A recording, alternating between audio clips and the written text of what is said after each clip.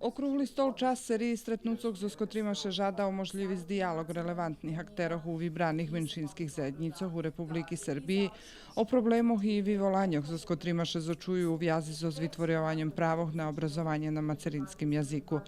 Na nješkajšim okrúhlim stolje bilo slova o vyvolanjoh u nastavi na mađarskim, romskim i ruskim nastavnim jaziku.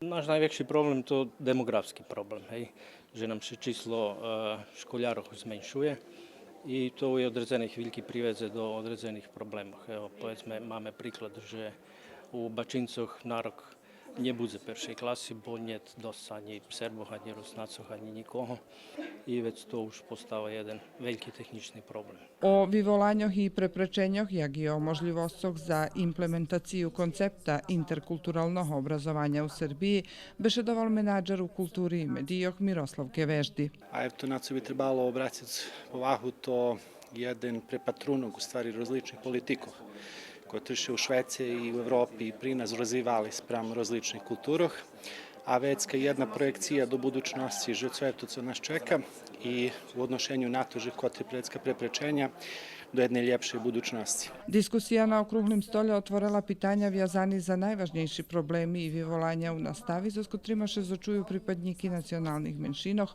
medzi Kotrimaše jak najznačnejši problem vidvojuje nedostatočne číslo učebníkoh na menšinskih jazikoh.